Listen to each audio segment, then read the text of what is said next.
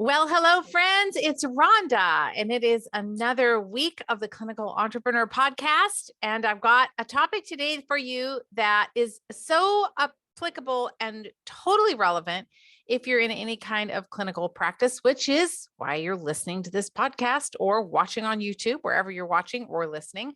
So, I got a few notes for you about how you can really supercharge your team and get them trained up so they can do some selling for you at the front desk. Woohoo! We want that.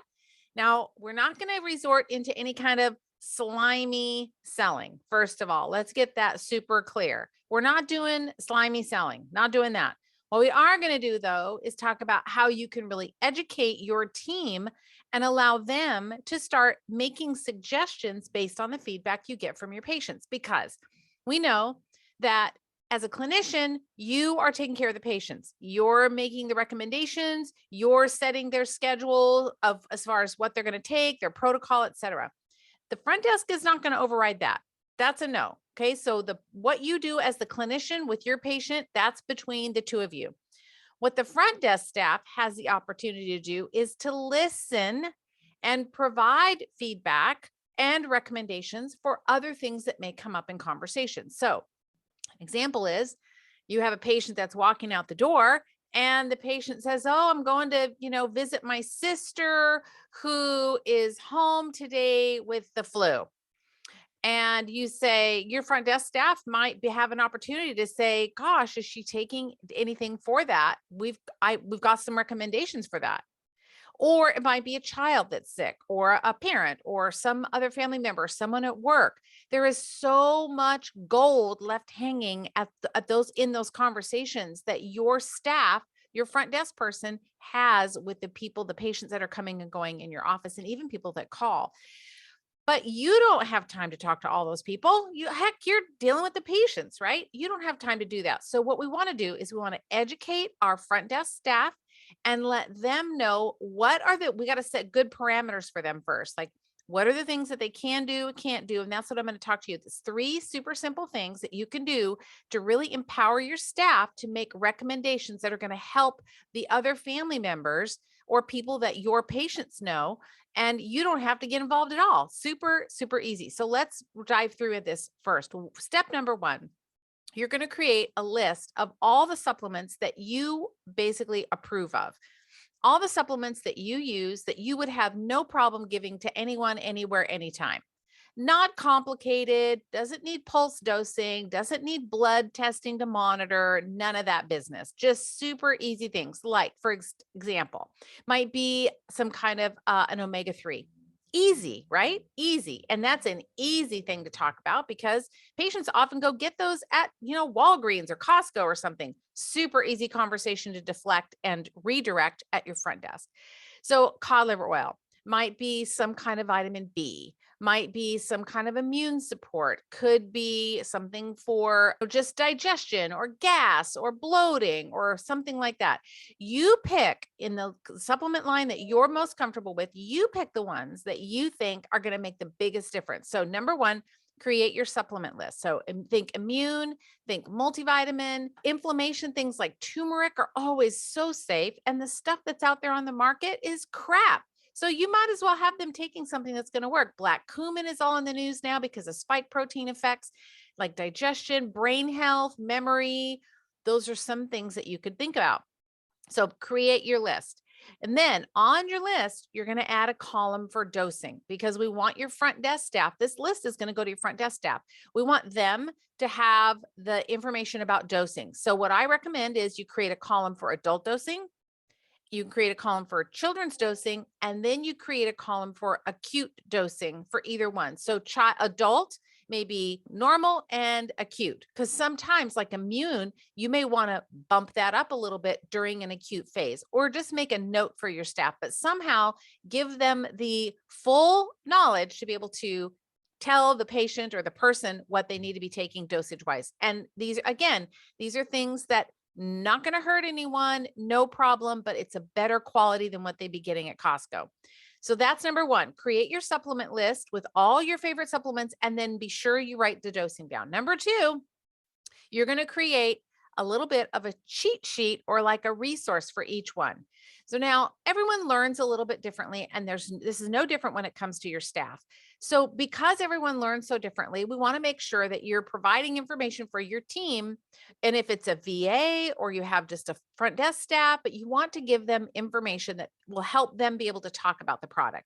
So I like to do it a couple of ways. Number one, I recommend that you do like a little, almost like a little 5 talking points about that supplement. They do not need to know every single detail about every single thing and every biochemical physiological. No, all they need are the 5 talking points. What are the things that patients or someone needs to know about that product? And then they want to know who needs it, what it's really good for. So would this be better for an elderly type patient? Is this one better for a child? What is the point of the product? So a B vitamin, everybody kind of gets that, but you may want to put some talking points down like helps the liver do its job very well, improves energy, boosts brain, whatever you want to put down. So the 5 talking points, who and what to use it for and who needs it. And then again, on that little resource, I like to put dosing. So we have it again. And then if you want a little extra credit, you can even create like a Loom video about it for your staff that may learn a little bit better visually rather than something written. Sometimes if people just listen to it once, they just get it. So just create a little Loom video. And another little tip, you can use that Loom video, download it, and you can use it on your social media. Woohoo! You're just talking about a product. So there you go. So the third thing is you want to make sure that you have weekly team training sessions. So pick one product a week, then talk about it during your team meeting. You should all be having team meetings every week, but talk about it during your team meeting. So you're going to say, okay, if you have your front desk person and maybe one other staff, or maybe it's just you and a front desk person, every single week, you're going to ask your front desk staff person, okay, tell me about echinacea. Tell me about Cataplex B. That's the product I use, Cataplex B Core. So tell me about it and let her or him give you the feedback, because the best way for them to feel really confident about it is to tell you, is to be able to explain it or teach it to someone else. So once your staff is good and trained, the next thing you can do is you can incentivize them. So remember, these are sales, and you're not selling for the sake of selling. Like, we're not doing slimy selling here. We're doing with all bit of integrity to try and really serve people at a higher level.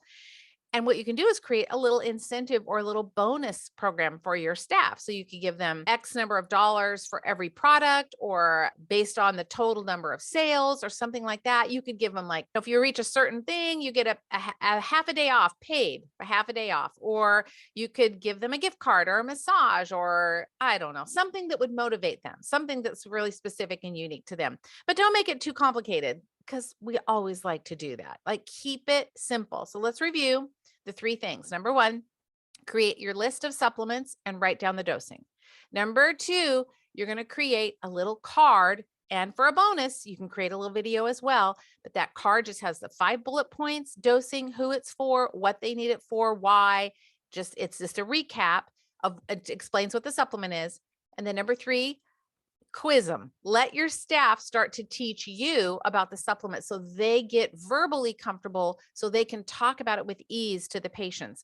And you may also want to just do a little bit of role playing with them when a patient comes in and says, hey, this is happening in my family. And you can create a scenario that would be common for your patients. And then ask your team member, how would you respond? Well, what would you recommend? And just kind of walk them through that and coach them. They'll feel safer doing that with you than to try and try it on their own out there with the patient standing in front of them and da, da, ba, ba, ba. We don't want them to be in that situation.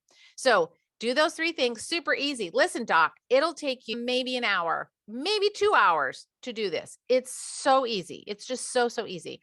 So do this, get your front desk team equipped and trained so that they can help you, and then give them a little bit of an incentive, but don't make it too complicated. You can always start with 5. You can always add more later, but don't do more than about 5 supplements. That's what I recommend. Start with those 5.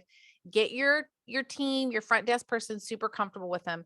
And then once you start to leverage their ability to interact with the patients and these additional recommendations, you're going to start to have an impact on their family or their grandparents and a spouse or children or someone.